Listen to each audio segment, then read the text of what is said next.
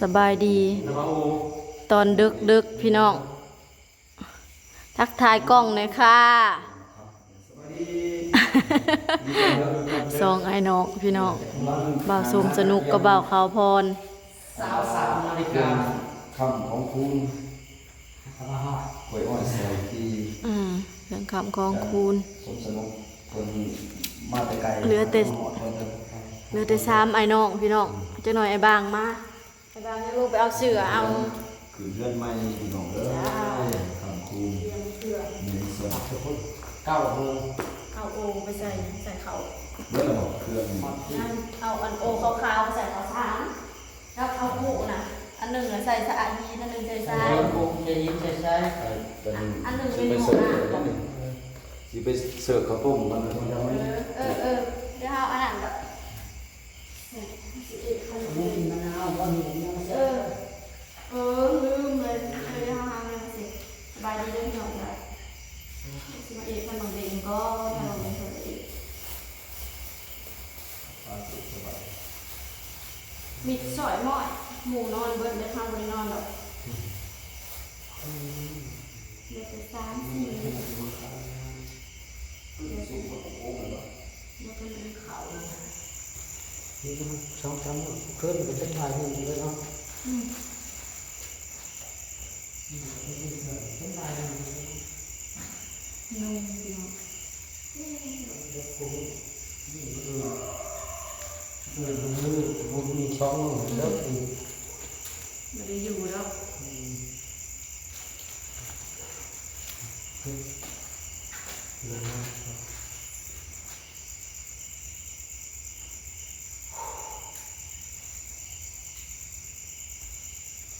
มันก็มาเฮือนละฮอดตอนขี่รถมาจนเราไปดับไม่อยู่แล้วเนาะได้ก็ทั้งเวทเนี่ยครับห่อนโอ้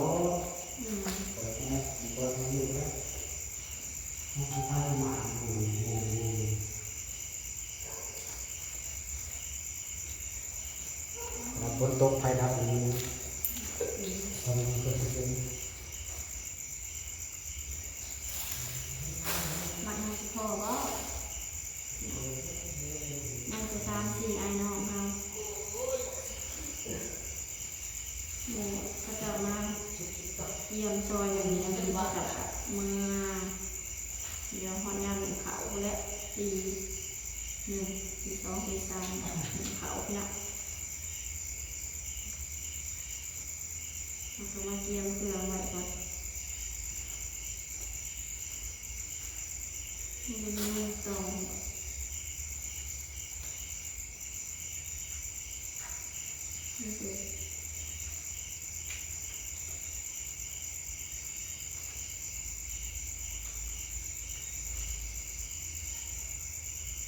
อิ่มสิ่งเลย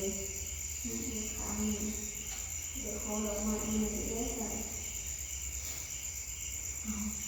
มีเราเล็กน้อยใส่เรียนดอกไม้ก็ควรให้นะ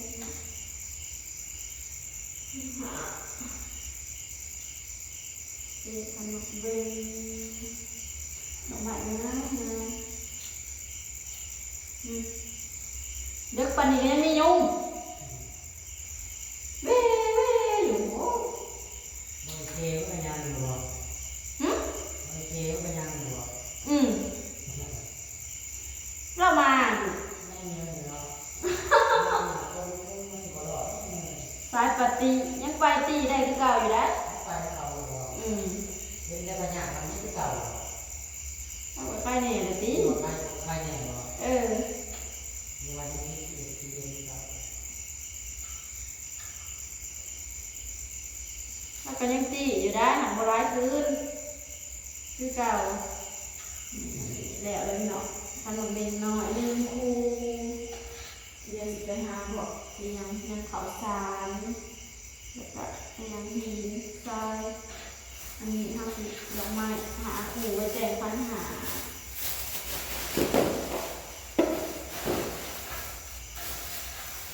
ล่าสุดใหญ่หมองเลยพี่น้องเอ้ยสาดกาดิแต่ป้องนุกัดสาดกา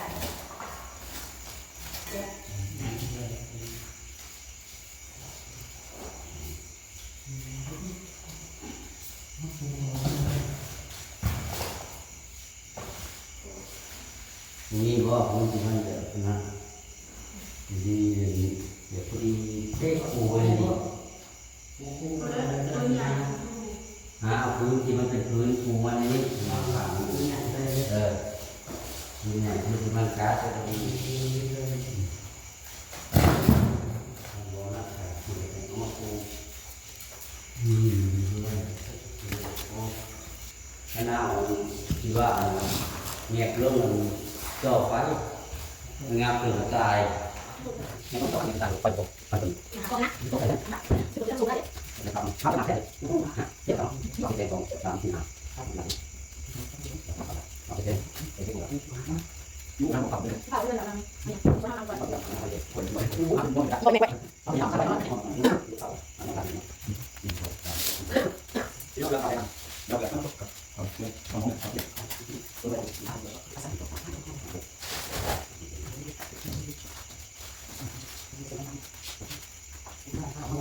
ปดูกันยังกับน้องอยู่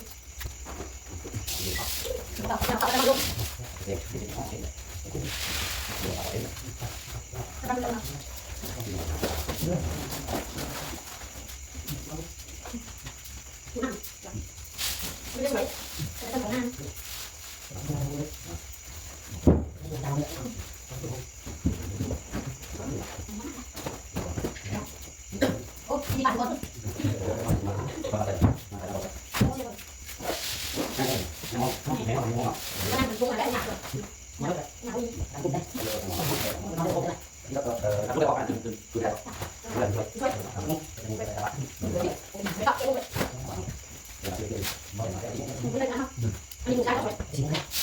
ตอนนี้เขาก็จัดแล้วเลยพี่น้องเอ้ยย้ายบอน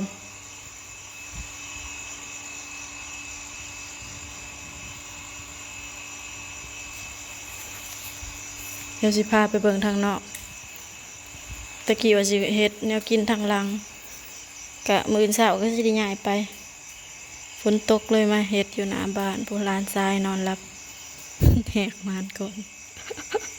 สุดขีด สุดขีดลับ วันนี้เราก็จะเปลี่ยนบรรยากาศนอนอยู่รถ นอนอยู่ถ่ายกระบะพี่น้องมียุงบ่วายประห่มกว่าหัวเห็นดิถ้าเราขี่รถมาแล้วตอนขี่รถมาแล้วจนหนาวเหลือ4อ้ายน้องพี่น้องเอ้ย4คนตาเปียก 4 คนที่เหลือไม่มีที่เหลือไม่ได้มาอยู่เมืองวิละผมมันไกลพี่น้องเอ้ยตัดออกแต่กองมรดกไปบ่มาพญายทอนบ่ปันมูลให้